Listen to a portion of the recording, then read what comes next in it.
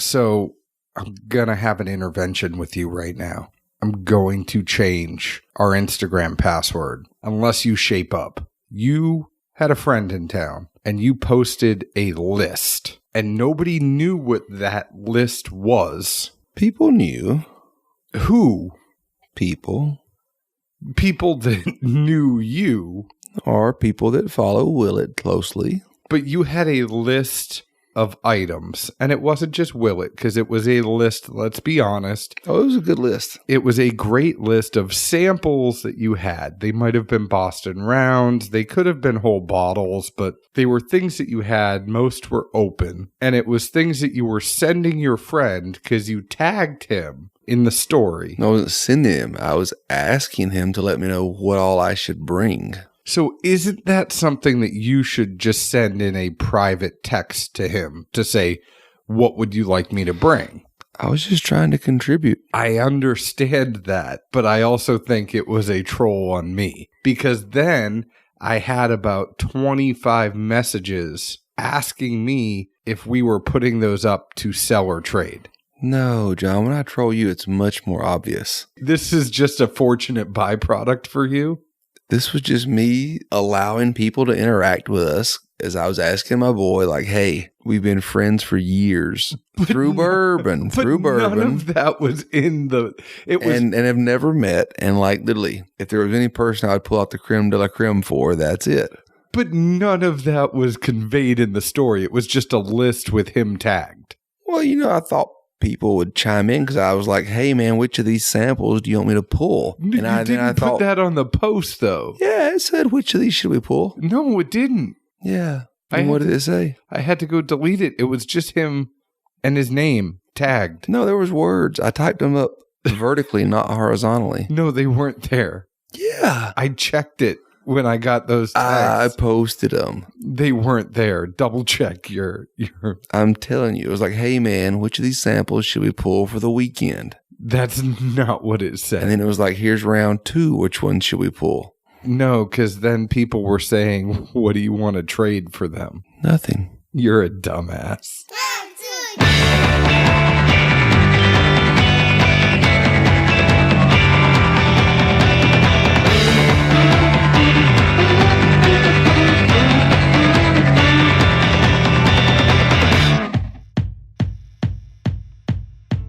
Hello, everyone. My name is John Edwards, and with me is Zeke Baker, and together we make the Dad's Drinking Bourbon. Wherever you are, whatever time it is, thank you for making us a part of your day. Say hello to the folks. Zeke Baker. Hello, hello, hello. And before we get started, I want to let everybody know this episode is sponsored by CaskCartel.com, bringing the world's best spirits delivered directly to your door. We should tell you that this is an online retailer. Like any online retailer, you are subject to pricing of the merchant. So what Cask Cartel does is they don't actually set that pricing. They hook you up. They are like the Amazon of the spirits industry. So if you think about Amazon, they don't set the pricing for themselves either. They are going with merchants and retailers, and they are having those things available on the marketplace. So you could get some really good stuff delivered directly to your door. Obviously, some of the allocated stuff might be a little bit more, but it depends on if you want the convenience of getting it shipped to you or not. So go on CaskCartel.com if you want vodka, you want gin, you want whiskey, you want bourbon. What else, Zeke? What spirit did I miss? Mezcal? What's the Green Fairy? I don't know if they have absinthe. There you go. Chartreuse? I'd like to check. Chartreuse, maybe. You never know. They're always giving away stuff, too. If you go on Cask Cartel on Instagram, they're always giving samples out to their followers. So make sure to follow them. Check out what's going on with Cask Cartel on Instagram and CaskCartel.com and get the world's best spirits delivered directly to your door. So, I do wonder, though, hypothetically, if one of those retailers through Cask Cartel happened to, have a barrel pick, and they wanted us to pick the barrel and, it subsequently moved through Cask Cartel. How many folks exactly, may or may not be interested in such a product? I'd be interested to know that. Did you just text some group chat, Ron? No. Somebody just went live. It wasn't us. Somebody just went live on Facebook. In all sincerity, we would like to hear that. That's something that's definitely crossed our minds, as well as the folks at Cask Cartel, and reaching out to some of their main supporters as far as, hey, we throw it down and pick a ringer. How many folks would be interested? I would be. But I always like it when we pick a ringer. That's just me. That's all I know how to do. How are you doing, Zeke? I'm good. I'm up on this pedestal. It's great. In full disclosure, we are in the studio, and the last time we were here, you sat on the couch, and you just couldn't handle sitting on the couch. I don't mind sitting on the couch. I'm okay. I'm still fired up. You were sitting on the couch, and it was like you were melting into the couch. It's a common known fact. Once I reach a certain level of comfort, I fall the F asleep. So I got you a very uncomfortable stool for you to sit on. How's that working out? Oh, man. Literally, the only thing missing is like a target sign on my left or right and somebody throwing softballs at me. You think it's like up on one of those dunk tank things? Easily. I'm just like up in the middle above everything in the world. Like, oh, look at Dummy up there with his head stuck way up high in the air. I do like this setup, though, because we are comfortable. I don't know how far I'd say comfortable, but I'm awake. It's homey. Unlike where we were before, it's a little more... Well, it's not 85 degrees. No. It's nice and cool. And I feel like I'm kind of sitting up on the edge of the couch for you to make you feel like I am not sitting back and relaxing. I am up. I am engaged. I'm leaning forward. I am ready to do this show. What we are drinking is Spirits of French Lick. In full disclosure, Jody and Alan sent this to us in October. Then I got ready to move. Things got put in a box. And I apologize profusely that we are just getting to it now, 4 months later. We really weren't trying to put this off, but we're drinking it now. Hey, better late than never. It is better late than never. Now, Spirits of French Lick, just so you all know, it is in Indiana, obviously, and French Lick makes me think of who's the most famous person from French Lick. How do you not know this? Larry Bird. No, really? Yeah. He was the hick from French Lick. I did not grow up in Boston. Well, he grew up in Indiana, and a lot of people knew him there. I knew he grew up in Indiana, but my favorite Celtics player was the Chief. Robert Parrish. He is a great, great player. That's how I learned the difference jersey-wise between alt and double alt. What's the difference? I'm interested in what you... 1-0 versus 2. That's the difference. It's just an extra 0. Yeah, alt 1-0, double alt 2 zeros. Spirits of French Lick is in Indiana. The distillery started a little bit later on, obviously, because the whiskey is not old enough to have been around forever. The winery, Spirits of French Lick, is actually a winery and a vineyard and a distillery. The winery has been around since 1995, so they're not new. Their goal is to represent both the quality and history of Hoosier distillation, presenting an untold and ever unfolding story about the type of distillation that was happening in Indiana, expanding upon what that industry would have naturally evolved to. They're just north of Louisville. They're very precise in the way they represent who they are and what they produce, playing the part of both distiller and historian. So they do a whole bunch of double pot still, distillation, retention, concentration of flavors.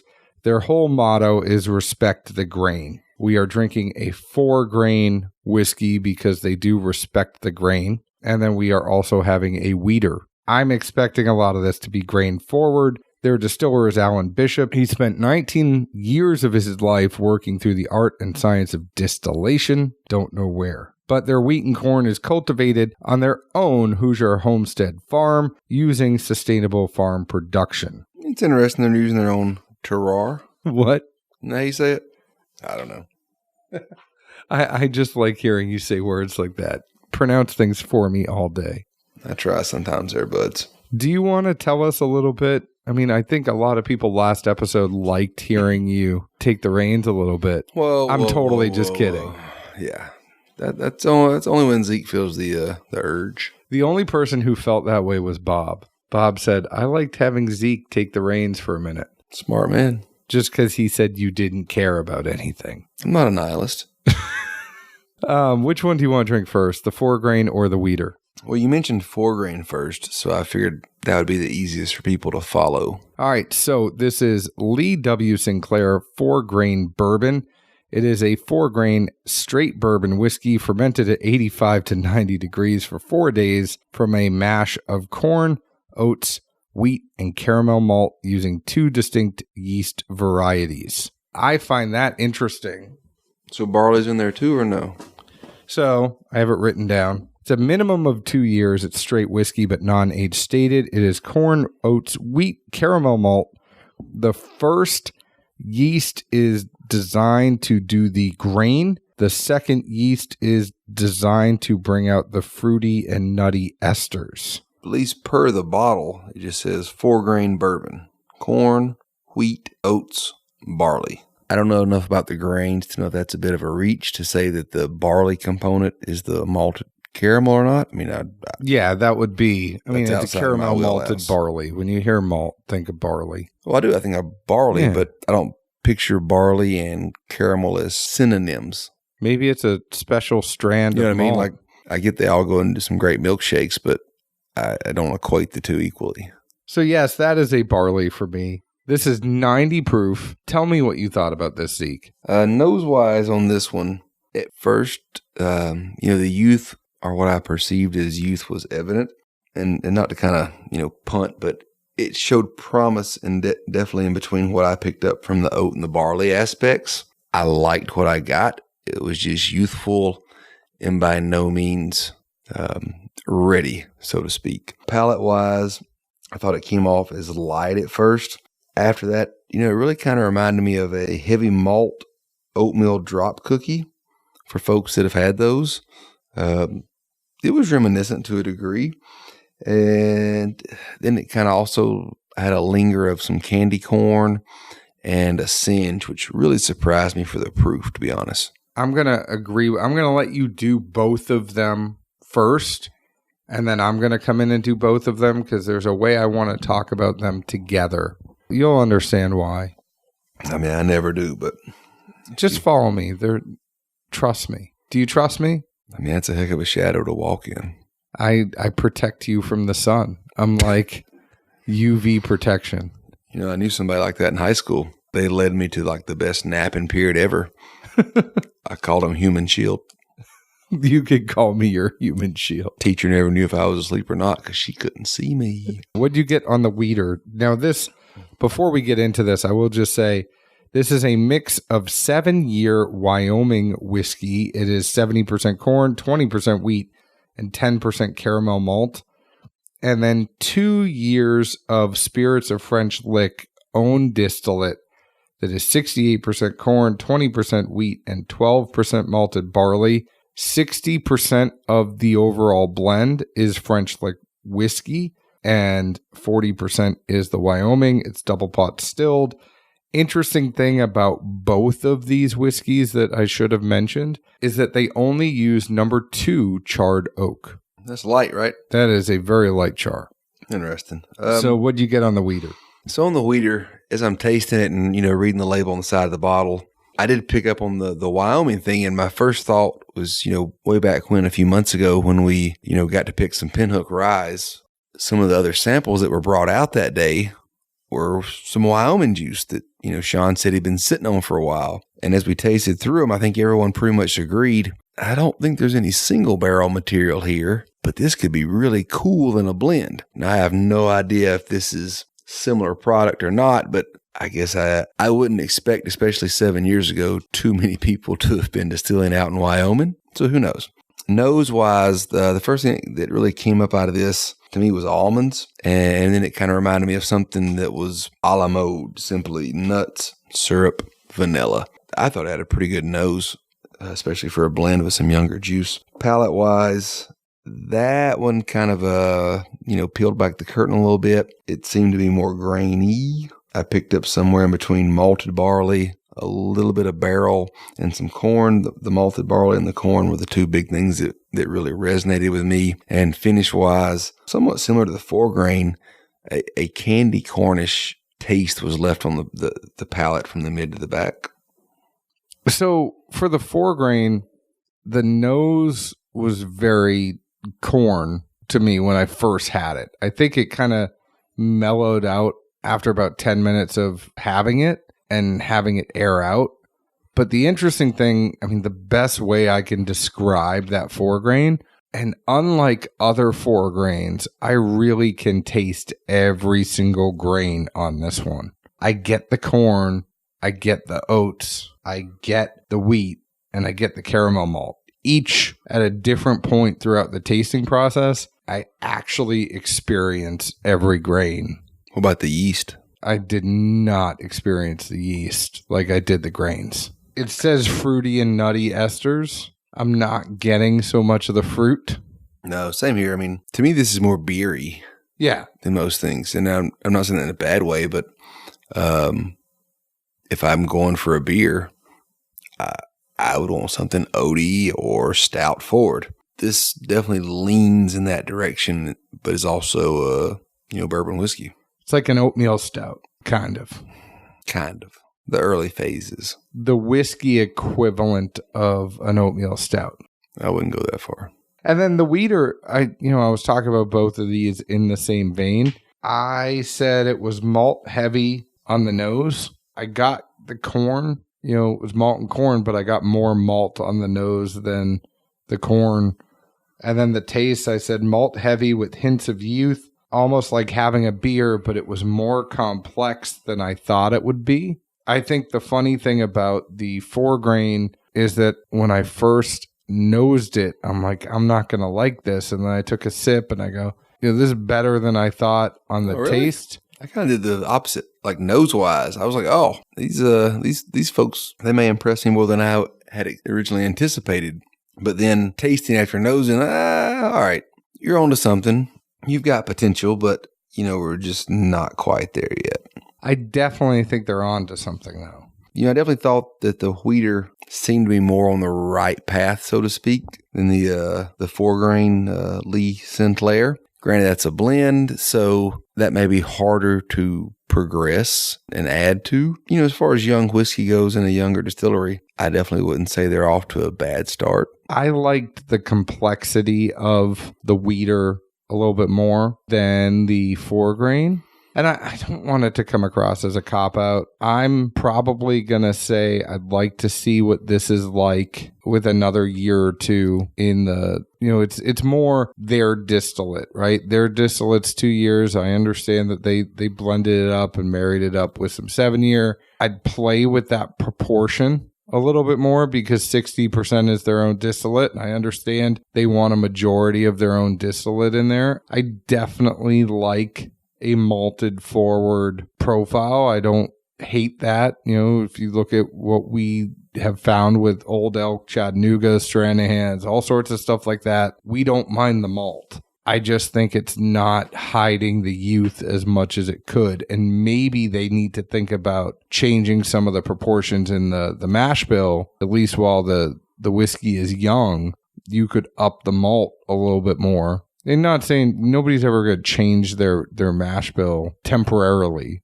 Maybe if you're putting out a 2-year product, unless you have long-term plans to make it go 3, 4, 5, 6, 7, up that malt from 10 and 12%.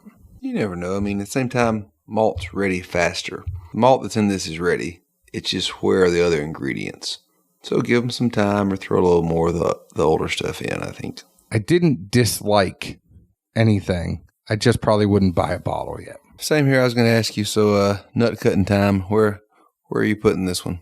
Some people may take this the wrong way because some people have talked to us about this. If you had it at a bar, I don't think you'd be disappointed. We also encourage people to go out and try things because we know it's our palate, and our palate is not the be-all and end-all. I probably would skip out on getting this on the shelf yet. I think the building blocks are there. The foundation is there. That's not a cop-out. You could taste a young whiskey and say, this is not going to age well, and you can tell that. But I can also taste a young whiskey and go, oh, this will be there if if it's in the barrel a little bit longer. No, it's not anybody to write off, and not anything I'm going to jump up and down to buy right now by any means, but probably on the radar. And would I happily revisit again in a year or two and see what progression does? Most certainly. I would be more than happy to continue on with it. You know us, we love tasting it every 6 months and see how it's going, because that's kind of our style. I will mention the 4-grain comes in at about $35. The wheater comes in at about $45 to $50. Anyways, want to thank Spirits of French Lick for sending this our way again. We would love to even have 2 ounces of this as it progresses. And if it's something that you'd be interested in us tracking the progress somehow, some way, we would love to do that on the record, off the record, whatever it is. Zeke, you gotta stop with the vibration. Can you turn off vibration when we're recording? I don't think it's possible with that model. It is. They didn't have that option back then. It absolutely is. We're sitting here trying to record, and people listening are hearing zzz.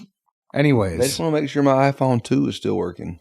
People were very concerned once they found out about your iPhone. I know.